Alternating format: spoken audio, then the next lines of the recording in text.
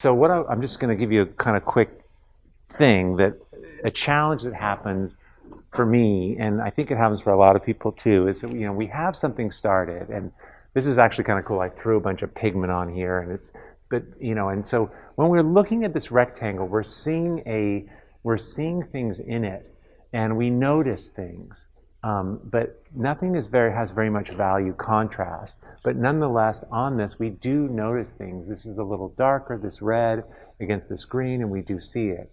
And so because things are really subtle, and there's not much value contrast, we come along and we come to make a mark on this, and we come along, and so this is what I'm explaining here is kind of like a way to approach the work that makes it clearer for you so you can figure out what to do earlier and see in the beginning. So if I come along here and I'm painting, it's like, oh, that's so noticeable. It feels, compared to everything else, when I make this mark, you see how noticeable it is compared to everything else. And the tendency is to think, oh God, I'm going to darken that down. It's a little too contrasty, and so I'll subdue it down a little bit, and I'm trying to make I'll come over here and I'm adjusting the picture based on what's in here right now. But the problem is, this is just like background. There's nothing really going on.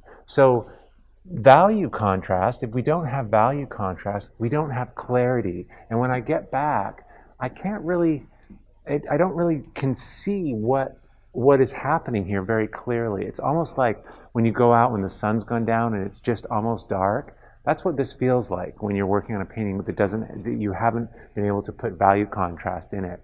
The tendency is to not do value, especially in the beginning, because it feels too abrupt. But the workaround to this is to be very bold, like go in really strong, much stronger than you normally would. And now this is so distracting, but at least you can see it. At least you can overstate it. So now I can see this part of the picture here. It's really strong. It's giving me feedback. It's like someone yelling to me so I can see it.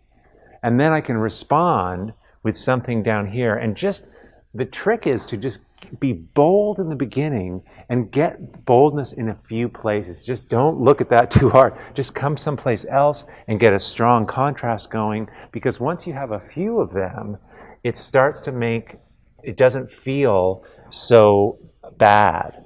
It's like you have a few loud voices in here, and now we have something we can start to see and make decisions based on our eyes looking different places when we have that contrast, and it doesn't feel so bad. But it's this initial phase when, look at where I was just playing around in the shadows, and this is a common thing for people who don't want to like really show their work, and they tend to paint really close value. I was this way, and it's taken me a long time to just now I just come out of the gates and I'm super, super strong. In terms of value contrast, the design can suck. It might not be very good, but at least you can see it.